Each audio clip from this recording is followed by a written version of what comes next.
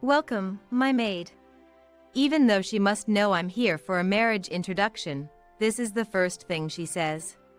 What? I let out a voice of confusion, thinking I must have misheard. My future mother-in-law Linda looks at me with a mean smile. Oh, you weren't the maid? You've got such a poor-looking face. And the fiancé I thought was on my side betrayed me in the worst way. Glancing at my face, David bursts out laughing. You're right, she does have a poor-looking face. I'd love to see her parents. Really? I wonder if your parents would faint from shock at seeing a house as wealthy as ours. Linda and David kept looking down on me. They even looked down on my parents. I couldn't stand it any longer. I sent a message to my father while Linda and David were not looking. My father immediately replied that he will come right away. I'm going to get some fresh air. I can no longer bear listening to David's insults. Don't run away. David's crude laughter echoes. I left the seat to wait for my father's arrival. 10 minutes later, I introduced my father Christopher to David and his mother. Here's the slave's father. His voice is calm, but his eyes are not smiling. Wait, father! Linda, knowing my father's face, freezes in a grand manner. I am Susan. Turning 30 this year. Working in a small company, I've lived my life trying not to stand out. Thus, my usual makeup is just foundation. And I prefer wearing navy or black. I don't wear contacts, and instead, wear thick glasses due to my high prescription. The reason for being so thorough is because my father had a high-profile job, and I've been influenced by it since childhood. My father is an actor. Apparently, he was quite popular back in the day, often surrounded by women when walking through town. Though a supporting role, he appears on TV quite often and is moderately well known. Middle school was quite tough because of my father. Classmates would ask for his autograph, and their parents would ask to meet him. Since I refused all these requests, I was often criticized. I must have seemed unfair to them. I even faced harassment from jealous classmates. I didn't want to trouble my beloved father. I also hated the thought of being seen as the one getting carried away. Struggling with these thoughts, I dressed plainly and went to a high school where no one knew me. Fortunately, I had a common surname, so I could live normally from high school. And maybe because of my plain appearance, men didn't approach me. Thus, I could enjoy a carefree student life. I loved talking about comics with my female friends, and those times felt like the happiest. I met my fiancé David after becoming a working adult. David worked for the leasing company of the copy machine our company uses. My direct interactions with David were minimal. David would regularly check on the copy machine, and we would exchange a few words during his visits. Our relationship took a significant turn when the copy machine broke. That day, I was busy preparing materials for a meeting happening the next day. But then, the copy machine stopped working. I was in trouble. Without it, I wouldn't be able to prepare the materials for tomorrow's meeting. In panic, I called David. He came quickly and checked the copy machine. Can it be fixed? I asked David anxiously, and he replied with a smile. Don't worry. I'll take care of it. I fell in love with David's smile in an instant. The rest is history. Unfortunately, the copy machine wasn't fixed, but David arranged for a replacement. We managed to prepare the materials in time for the meeting. Having fallen for David, I made an effort to get closer to him. I asked for his contact information and called him often. Then, I confessed my feelings to David, and we started dating. David was always very kind. He was always considerate, and I had never seen him angry. I thought he would continue to be kind even after knowing about my father. So, after dating for 3 months, I boldly proposed to David. He happily accepted. I remember being very happy. However, there was one thing I was concerned about. It was my appearance. I had always worn thick glasses. Even on dates, I dressed plainly. It's a habit that's hard to break. The real me looks just like my father, with distinct features. Because of my appearance, I was envied by girls in middle school. I've been judged by guys based on my looks before, and it's been tough. But I thought it would be okay with David. From now on, I thought of changing my appearance little by little for David, whom I love. That's what I thought. However, after getting engaged to David, I started feeling more and more uncomfortable. Before our engagement, David seemed like a kind person, but recently he started making remarks that seemed to look down on me. The other day, we went to a bridal fair to decide on a wedding venue, since David suggested it. The place David took me to was a dazzling world. It was a luxurious guest house, perfect for a large wedding with over 100 guests. Seeing that scene, I felt confused. I don't have many friends from my school days, and I didn't want to stand out, so I had hoped for a small ceremony at a small venue. I wanted to go home right away, but David seemed to be enjoying himself, so I couldn't bring it up. So, I endured and spent the time there. After it was all over and we stopped by a cafe, David was in a very good mood. The wedding venue we saw earlier was nice, wasn't it? I personally would like something even more extravagant, he said while drinking coffee. This could mean we end up choosing the venue we saw earlier. Feeling anxious, I decided to talk to David about what I wanted. I was thinking a wedding with just the two of us might be nice. I don't like standing out too much. I thought the kind David would surely compromise. However, the reality was completely different. David looked at me and laughed scornfully. Indeed, a plain girl like you wouldn't suit a venue like we saw earlier. There's probably no dress that suits those thick glasses of yours. What? I was bewildered by David's remark. Isn't a wedding about both families?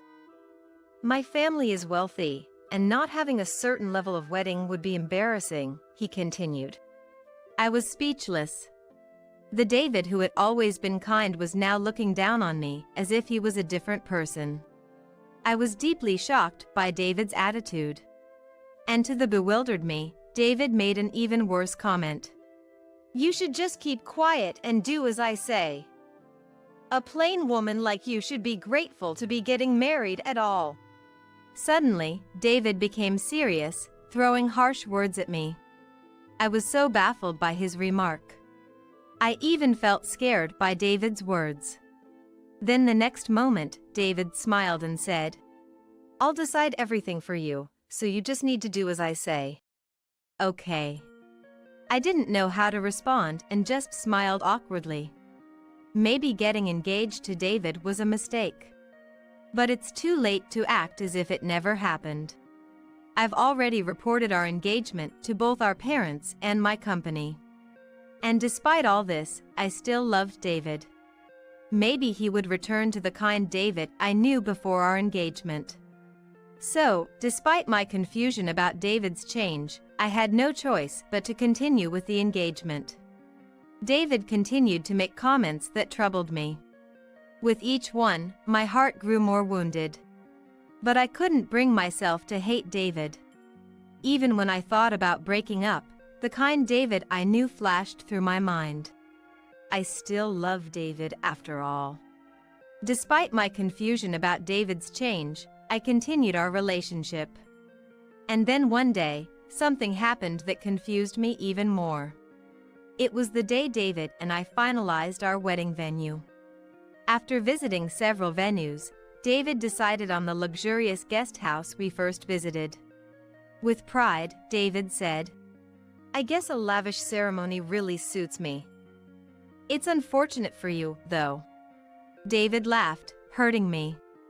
And for the paperwork of the wedding venue, we went to that guest house with David. On the way, I encountered someone. "Oh, is that you, David?" "Mom, what are you doing here?" David looked surprised at the woman.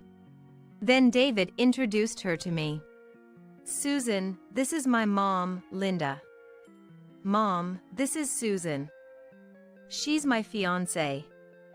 I told you I was getting married, remember?" Linda greeted me with a smile. "I'm David's mother. You seem like a serious woman. Where do you work? You must be working at a major corporation, right?" This was my first meeting with David's mother. I answered nervously about my company and that I do clerical work. Then Linda made a puzzled face.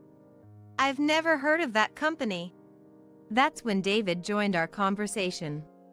"Susan's company is one of my sales destinations. It's a small company with about 30 employees, so it's natural that you don't know it." Upon hearing David's explanation, Linda's face turned grim. "I thought since you were David's fiancé, you'd be working at a more reputable company. Doesn't that mean your salary is low? Are you planning to make David suffer?" "I'm sorry. Indeed, my salary isn't very high at my current company. That's why I had no choice but to apologize to Linda." Then, Linda sighed heavily and said, "Can you at least not rely entirely on David? Our family is of a distinguished lineage. We don't need a woman of unclear origin." "Okay."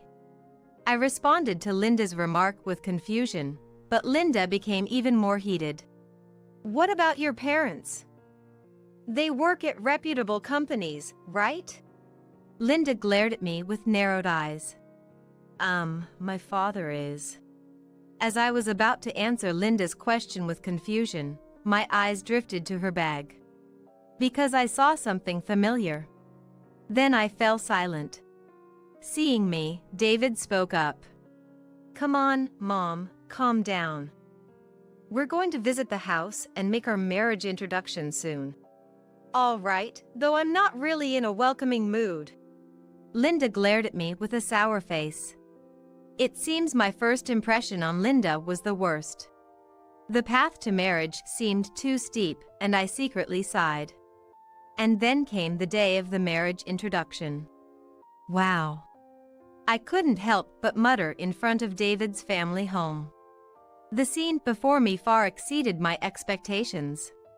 Since Linda had mentioned that their family was of a distinguished lineage, I had expected David's family to be wealthy. But the reality before me was even more astonishing. The gate was automatic, there was an elevator inside. And there were even 10 luxury cars parked outside. Surely, they must be the hobbies of my father-in-law. David then spoke to me. "Dad is out for work today. It's just Mom, so make yourself comfortable," David said with a smile, but my face became even more strained. Linda had been harsh to me last time. Surely, she will make some sarcastic remarks again. Then, David and I entered the living room where Linda was waiting. "Hello. Thank you for the other day," I greeted Linda politely. The next moment, Linda said something unbelievable. "Welcome, my maid." Even though she must know I'm here for a marriage introduction, this is the first thing she says. "What?" I let out a voice of confusion, thinking I must have misheard. Linda looks at me with a mean smile. "Oh, you weren't the maid? You've got such a poor-looking face." A maid? How could she say something so terrible? Then Linda laughed with a look of enjoyment. "David told me it's okay to treat you like a maid.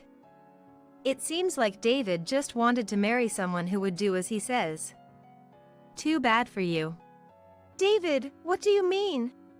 I asked David with a pale face. It must be a bad joke. I wanted to believe that. And the fiancé I thought was on my side betrayed me in the worst way. Glancing at my face, David bursts out laughing. "You're right, she does have a poor-looking face. I'd love to see her parents. Maybe we could use her parents as our servants too. David laughs vulgarly. Indeed, having someone obedient for free is attractive. But if they come to a wealthy house like ours, I wonder if Susan's parents would faint from shock. Linda and David continue to look down on me. And Linda asks with a laugh, "By the way, what does your father do? He's not homeless, is he?" "That's not." Then David burst into laughter and replied to Linda, "Mom, that's not a job. Since Susan is like this, it's certain he doesn't have a stable job. I'm laughing so hard my stomach hurts." David and Linda continue to look down on my parents. They assumed my family's education was low and decided they must have a plain appearance. I grit my teeth in frustration, listening to their remarks. Linda and David were too rude. They even looked down on my parents. I couldn't stand it any longer. I sent a message to my father while Linda and David weren't looking. "I need you to come now." I also sent him the map to David's family home, which David had sent me for today's marriage introduction. I remembered that today was my father's day off. He must be relaxing at home right now. Fortunately, my father replied within a minute. "I'm on my way." Seeing my father's reply, I felt relieved. Then I spoke to David and Linda. "I'm feeling a bit unwell, so I'm going to get some fresh air." I couldn't bear listening to David and his remarks any longer. I thought I would wait outside quietly until my father arrived. That's what I thought. "Oh, is that so? Well then, David, why don't we continue our tea leisurely?" Linda seemed pleased to be alone with David. "Susan, don't you run away." David's crude laughter echoed. I left the seat and waited outside for my father's arrival. 10 minutes later, my father appeared wearing dark sunglasses. "Susan, what's wrong? Today was supposed to be your marriage introduction, right? I was surprised to be called out all of a sudden." My father asked me with a puzzled look. "Dad, I'm just so frustrated." Seeing my father, I felt relieved and started to cry. No matter how much I tried to hold back, tears kept flowing. "What's wrong, Susan?" My father began to panic seeing me cry. I explained everything to my father. How David's attitude changed after we got engaged. And how Linda joined him in looking down on me.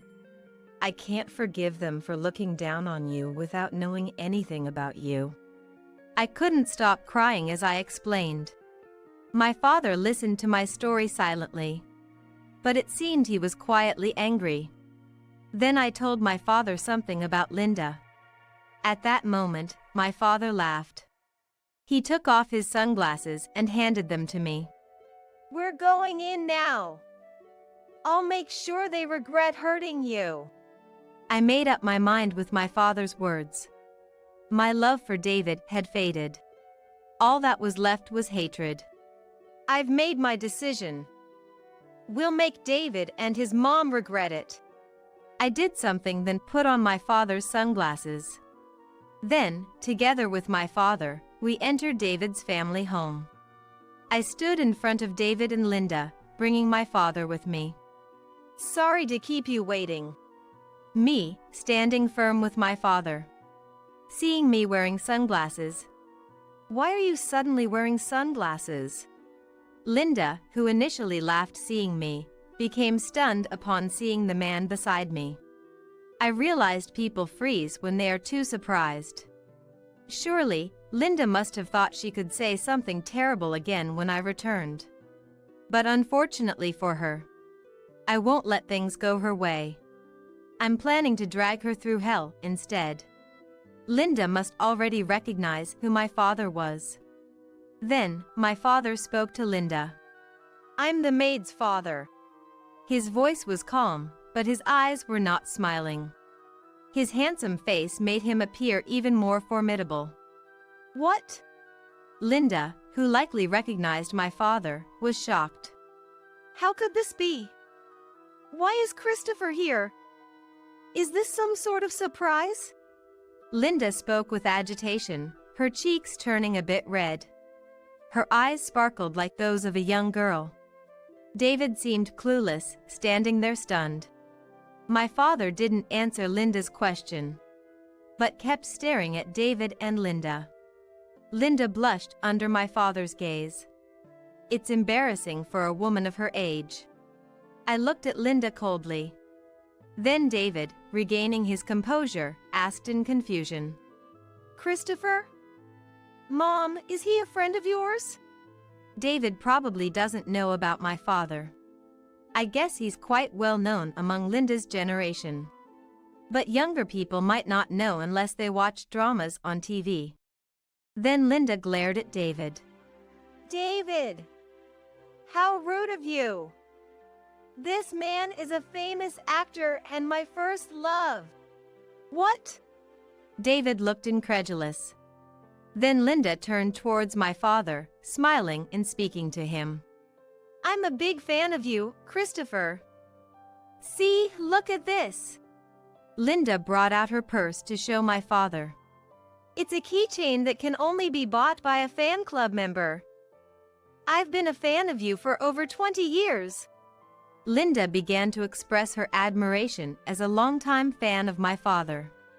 Mom. David seemed appalled by Linda's sudden change in behavior. Linda continued to speak to my father. Surely, the presence of her favorite actor had greatly elevated her mood. However, my father's gaze on Linda was very stern. Then, after remaining silent until now, my father finally spoke up. I understand that you're a fan of mine. However, did you try to treat my precious daughter, Susan, as a maid? Linda, who had been highly spirited until now, turned pale and froze. She trembled visibly, which was evident from her shaking. Ignoring Linda, my father continued. And you assumed I was homeless without even meeting me. That's quite rude of you. Saying so, my father glared at Linda. Linda started to panic. No! I didn't know Susan's father was you. Having you join the family is more than welcome. Right, David? Yes, of course. David seemed pushed by Linda.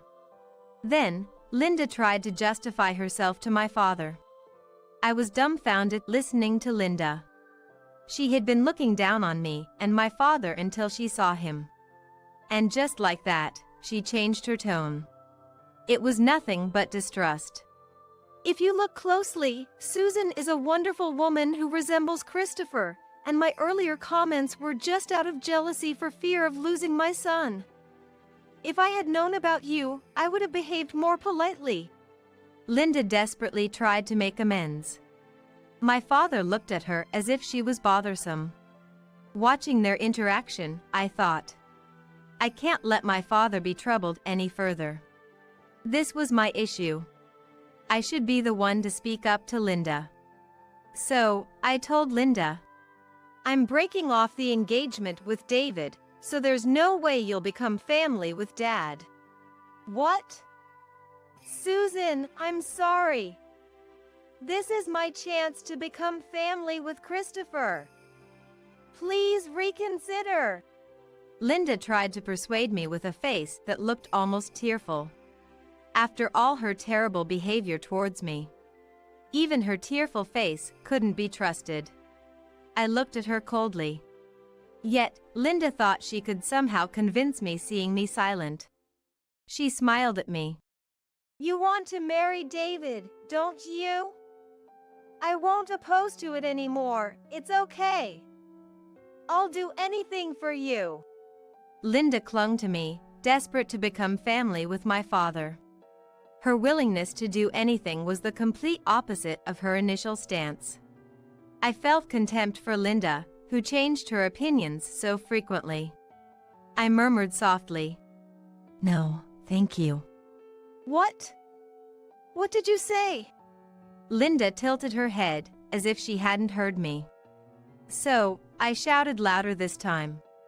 I absolutely do not want to become family with you. What? Linda was taken aback by my outcry. I confronted Linda with my feelings.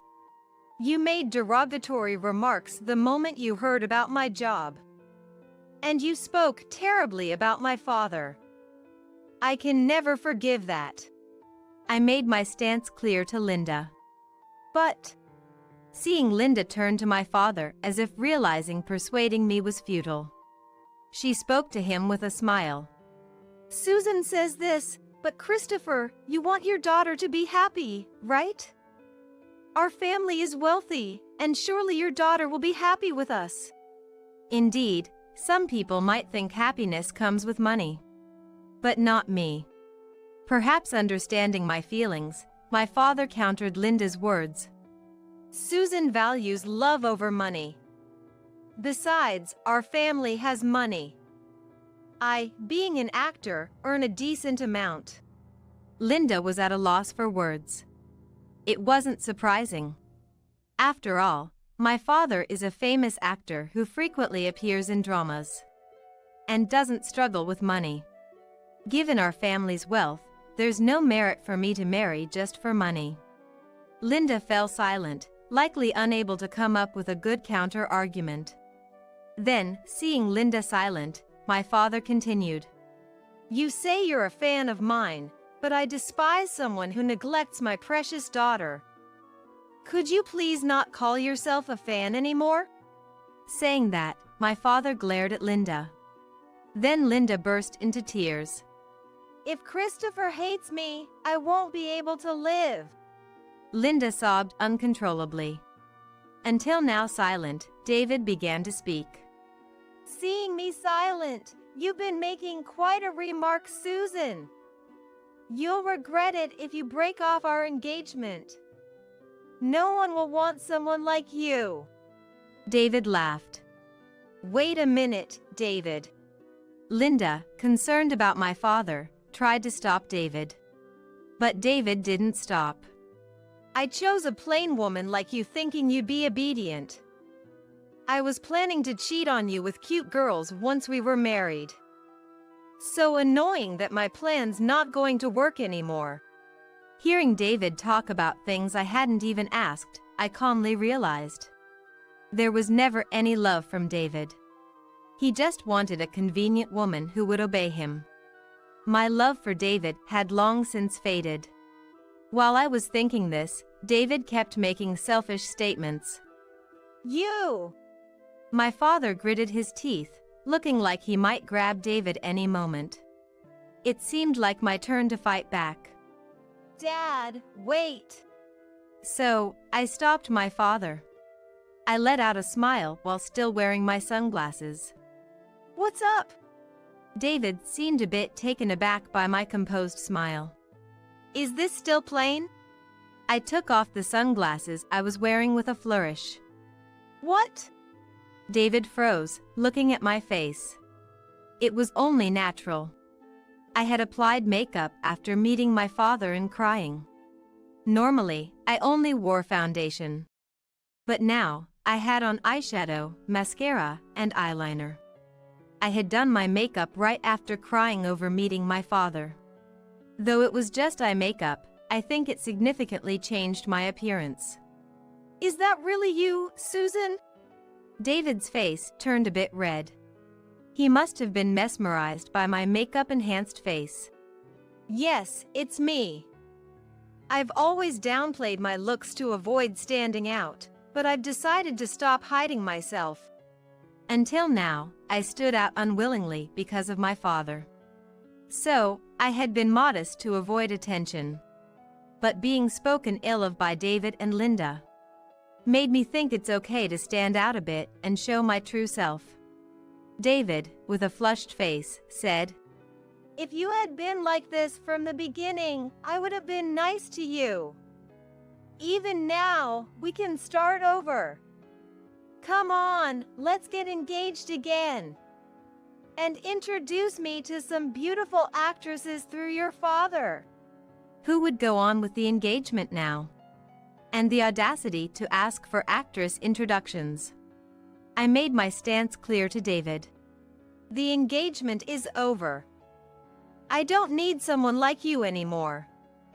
I'll cancel the wedding venue too. What?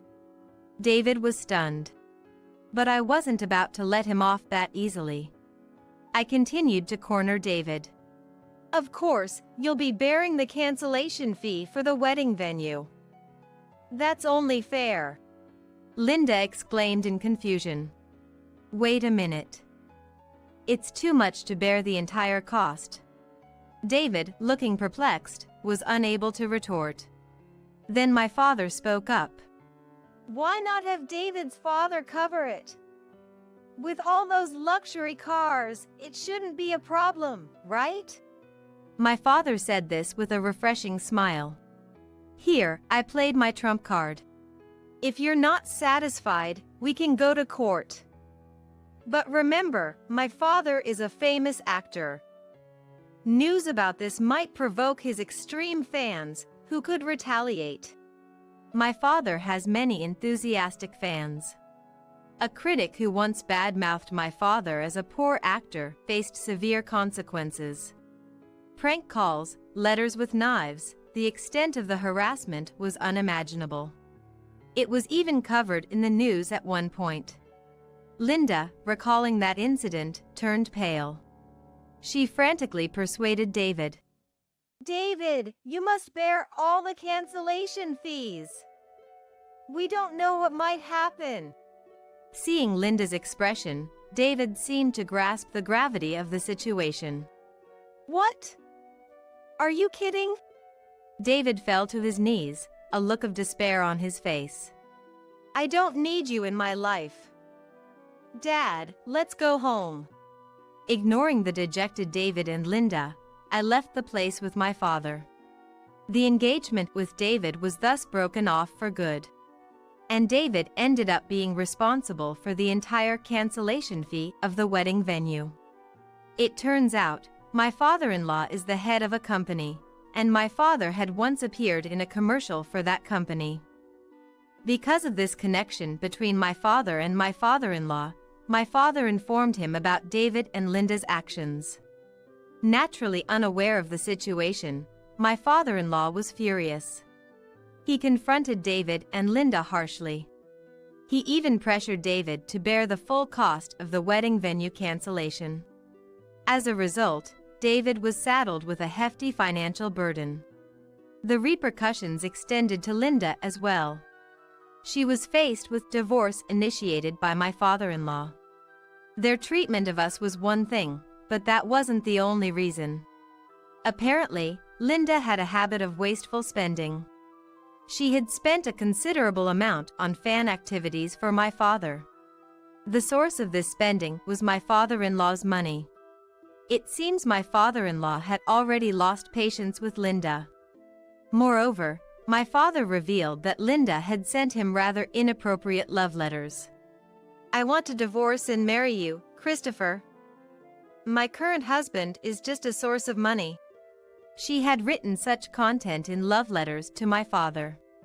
This enraged my father-in-law. Despite Linda's resistance, the divorce was finalized with the involvement of lawyers. I heard rumors that Linda, This wasn't supposed to happen, was living in tears, lamenting. Additionally, she was expelled from my father's fan club. She had engaged in quite troublesome fan activities, so it was probably inevitable. I can't imagine happiness coming Linda's way after losing everything. It's a case of getting what she deserved. 6 months later. Astonishingly, David was arrested. The reason was his stalking behavior towards me. Unable to forget me after I took off my sunglasses that day, David began to frequently appear in front of me. He started to loiter in front of my house. Even after I quit my job, he called me often, begging me to reconsider the engagement, crying over the phone, I need you, no one else will do. but he was only fixated on my looks. Then crying, David clung to his phone, but in the end, he was probably only looking at my face. It's a huge difference from before and after I put on makeup. I don't need a man who only judges by looks.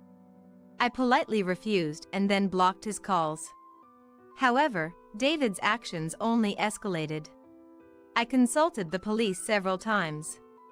And sometimes, I was threatened with danger. After much deliberation, I finally filed a report with the police. My father agreed with this decision. Ultimately, David was arrested for trying to forcibly enter our house.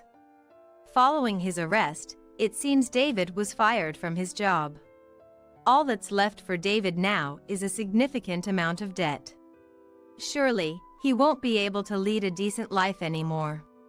It's the punishment for looking down on people so much. Since then, I have been working as my father's manager. The job is much more challenging than my previous clerical work. Managing my father's schedule, accompanying him on site visits, making rounds of greetings, to negotiating salaries. Previously, I was just commuting between the company and home as a clerk. I only occasionally talked to people in the office and mostly faced the computer. Now, meeting people has become the main part of my job, and I talk much more. It's a big change from before.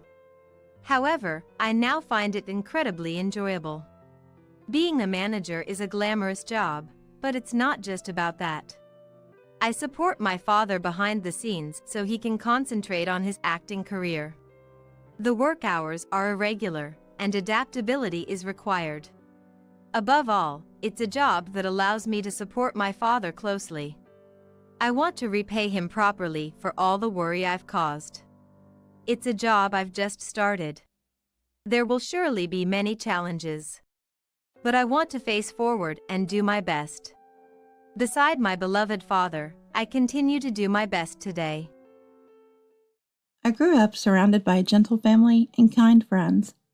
It was a childhood in a typical household, not outstanding in academics, sports, or looks, but I always felt blessed with the relationships I had. Perhaps that's why I have a habit of trusting people too easily. Because of this, I've often been called naive or an oddball throughout my life. This story is about an episode with my naive self and a pitiable mother-in-law, Carol, who harassed me. My name is Rosie. I'm a 31-year-old sales associate. I just married Arnold last year, and we're still in the honeymoon phase. We often talk about wanting kids soon, but are enjoying our life as a couple. Arnold's parents live in their own house, about a 20-minute drive from our apartment. Once a month, Carol invites us over for dinner at their place. My friends worry, "Isn't it hard going to your in-laws every month?" asking. But it's not a burden for me. Father-in-law Ethan is a great conversationalist, and Carol is kind. Carol prefers to cook alone, so I always get the guest treatment. It's easier than being at the apartment. I just laugh and chat with Ethan and Arnold while they drink, and the meal is served. Except for one thing. Ugh. Today, Arnold and I were invited over for dinner again by Carol. But as soon as I tasted the soup she made, I let out a groan. Ew. What's wrong, Rosie? Arnold looked at me puzzled. This soup tastes unique. Something I've never had at home. It's delicious, Carol. Really? Thanks. There's more if you want. Yes. I forced a smile for Carol. If I had another bowl, my blood pressure would skyrocket. That's how intense Carol's soup was. Glancing at Arnold and Ethan, I saw them peacefully enjoying their drink. Is this the taste of home here? I resigned myself to the situation and forced down the soup. It seems the in-laws like strong flavors. Carol's cooking is overly salty, like seawater, and her sweets are cloyingly sweet, like eating a lump of sugar. The first time I tried it, I almost burst out laughing, but the rest of the family ate it as usual, leaving me astonished. I couldn't bear to leave it, so I finished it. But it was too stimulating, and I felt sick. I'm worried about my in-laws' health, eating such intense flavors regularly. I've consulted with a nutritionist friend and gathered some materials, but I can't just tell Carol, "Your cooking is too intense. Please learn to moderate." There's no way I can say that. Back at the apartment, I stick to the recipes exactly. I always ask Arnold, "Is it delicious?" Worried it's too bland. And every time, "Anything you make, Rosie, is delicious," he sweetly says. But I couldn't believe those were the heartfelt words of someone raised in a household with such intense flavors. Still, for Arnold's health, I continue to cook with regular recipes. There's another thing that worries me. It's about Carol serving old food. Sometimes she even offers spoiled fruit for dessert. I discreetly remove the inedible parts and eat what I can, but I'm constantly worried that my in-laws might get sick. Once I was given cookies that were expired by 6 months. Fortunately, Arnold noticed and said, "Mom, these are past their expiration date." Carol just laughed it off, saying, "Oh dear, I'm so scatterbrained." I was relieved then, but when the same can of cookies appeared and a gift from her, next time we visited, I was horrified.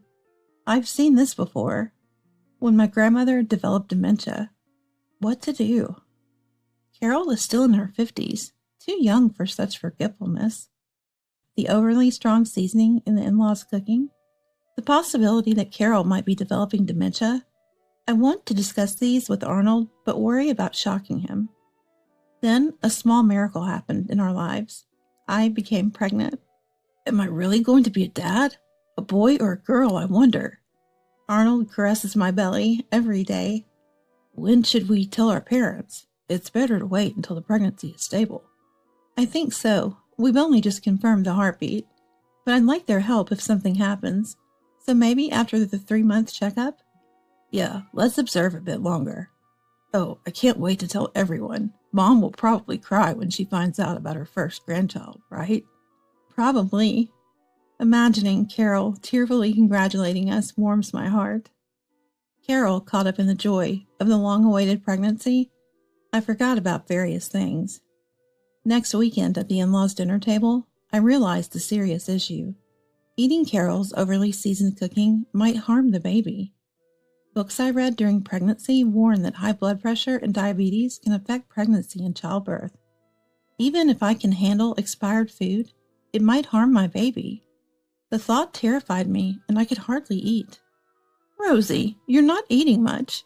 Didn't you like the food? Carol frowns, looking at my plate. No, it's not that. Rosie is tired and doesn't have much appetite. Arnold hurriedly covers for me, thinking it's morning sickness. Really, Rosie? Don't overdo it at work. Sorry, Ethan says kindly, but Carol's expression remains stern. I feel guilty for leaving food and lying. After dinner, Carol offers me a large brown cookie with coffee.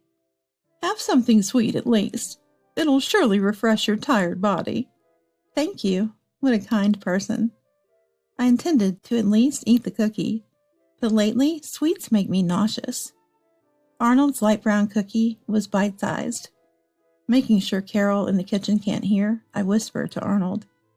Can we swap cookies? Huh? Oh, sure. I peel off the wrapper from Arnold's cookie. The expiration date is tomorrow. I put it in my mouth and wash it down with coffee. This cookie is a bit hard. Arnold, breaking the larger cookie in half, looks puzzled. Just as he's about to eat it. No! Carol, returning from the kitchen, yells out. Startled, my heart leaps. Arnold freezes and Carol snatches the cookie from his hand.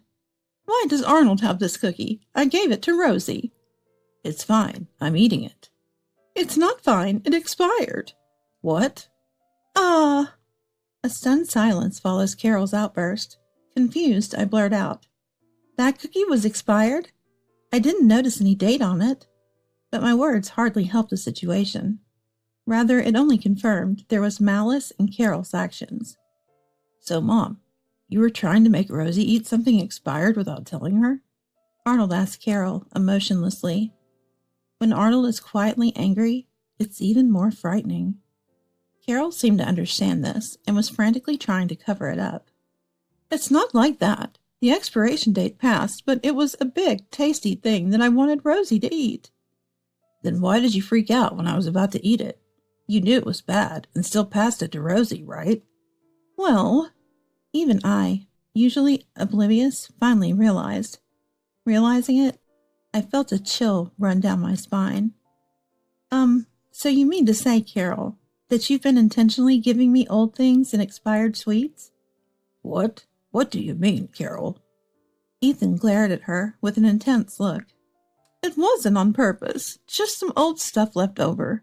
Thought it'd be a waste not to have Rosie eat it.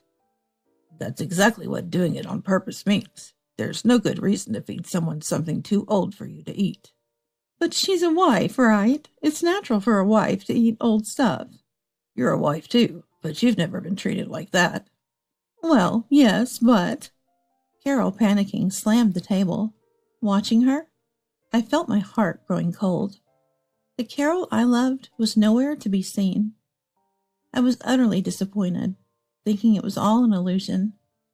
The betrayal made her look not kind but hideous, frantically making excuses. That made me wonder about something else. Was all that also Carol's malice? Was the overly strong taste of the food also a form of harassment? What? Ethan and Arnold looked surprised. Oh! Carol's face said it all. Arnold grabbed a cup of soup in front of me. No, Arnold! Ignoring Carol's protest, Arnold tasted the soup and spat it out. And then I spat it out. Tastes like drain cleaner. Ethan, trying a bite of the food I hadn't touched, grimaced. Rosie, have you been finishing all this food every time? Yes, I thought this was the taste of this household. Ethan and Arnold ate it too. We had normal seasoning, Arnold explained. I see. So that's how it was. Arnold's shoulders dropped, looking drained. No way, this seasoning is messed up. Plus, you've been eating expired stuff. I thought maybe Carol was developing dementia. Carol's mouth twitched. To think she was not liked by her son's wife and considered a sympathetic old lady with early dementia? Poor woman. Rosie, you're kind. You endured thinking Mom had dementia.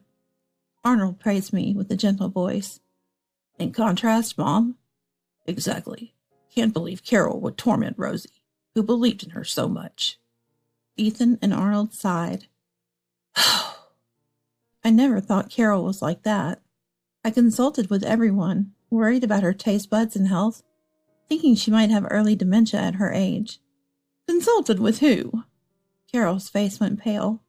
She hadn't imagined her misdeeds were known to others. My parents, friends, colleagues, they were all kind and gave me various materials and pamphlets, see? I pulled out pamphlets from my bag, piling them up.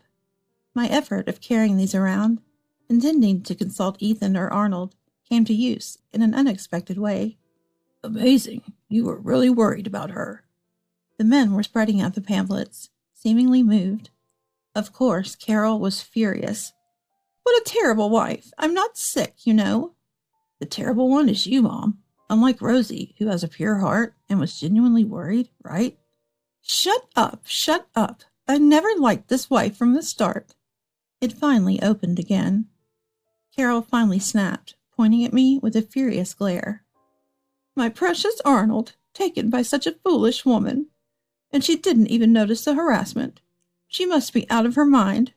I wanted a more beautiful wife for him, with a good job, someone I could proudly show off.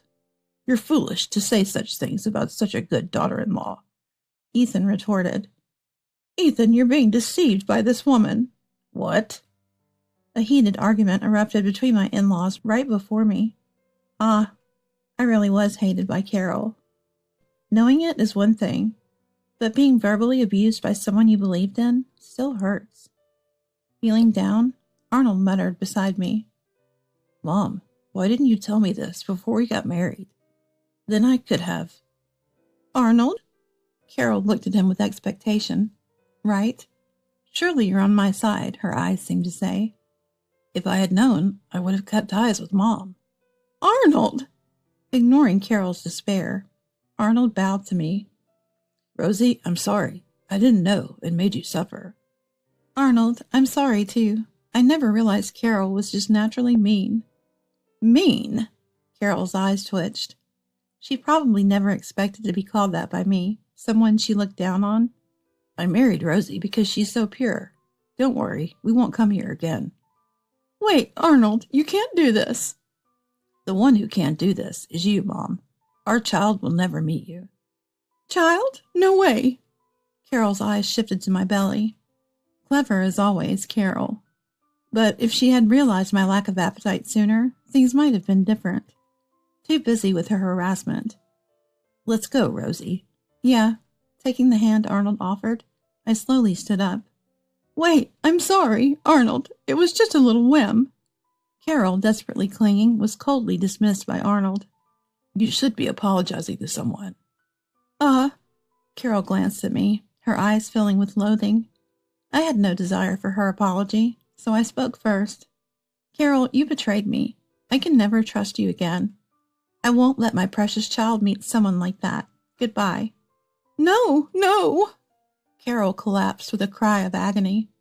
We left the in-laws' house, Ethan seeing us off, not looking back. We probably won't ever return. It's ironic, but had Carol cherished the daughter-in-law who adored her son, she could have enjoyed a peaceful grandmother life surrounded by grandchildren. Such a foolish woman. Later, I explained the situation to friends and parents who had given me pamphlets. They were either astounded I finally realized or relieved. It seems everyone but me had recognized the harassment, but they listened and prepared materials so they could testify when I finally noticed the harassment. Embarrassing and pathetic. Thanks to the plethora of materials everyone prepared, it was proven how genuinely concerned I was. It helped Arnold and Ethan fully support me. I truly am blessed with the people around me. A year later, I'm busy every day caring for my son Dylan. Today we're having a home party as a baby shower, and I'm preparing food. Arnold is showing off his wonderful dad skills, playing with Dylan and changing diapers. Then my mobile phone rang with a call from Ethan, who's invited to the baby shower. Assuming he had a question, I answered without hesitation. Hello, Rosie? The voice, trying to sound cheerful, was obviously not Ethan's. I recognized it, even after a year. It was Carol. After declaring estrangement, we moved away from the in-laws' house, sharing our new address only with Ethan. I blocked Carol's phone number, and even had her delete mine from her mobile. Thanks to Arnold and Ethan acting as barriers, we enjoyed truly peaceful days without Carol barging into the hospital during childbirth. Is she trying to ruin that now? Just knowing Carol is on the other end of the phone makes my skin crawl. Ethan's in the restroom right now. It's Dylan's baby shower today, isn't it? Carol must have guessed, not from Ethan, but from the atmosphere of the celebration preparations. Arnold, recognizing the tension in my voice, gestures to take over the call. But I signal to continue. I'm a mom now, no longer the naive and sweet wife. Rosie, listen. I really feel bad about what I did. It was crazy of me to be so mean. I've been reflecting a lot. Uh-huh. So could I see Dylan soon? I've bought lots of cute clothes and toys for him, please. I wouldn't want toys with needles or bugs in them, so no thanks. What? I wouldn't do something so horrible. But you made me eat such things. That's an exaggeration. It wasn't that bad, right? Salt, sugar, even mold in excess can seriously harm you. I really am sorry. Kind Rosie, you would understand, right? Yes, people often say I'm kind. See? But it's not about being kind. I was just naive and trusted people too much. Once betrayed, I can't trust again. What? So, I'll never trust or forgive you, Carol.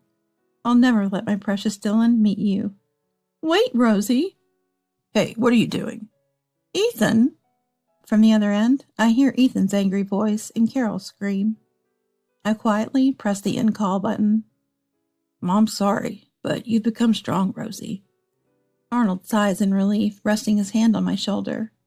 Of course, I'm his mom, I say, lifting Dylan from his crib and nuzzling his cheek, his small, soft body, his mouth smelling faintly of milk, his clear eyes reflecting me.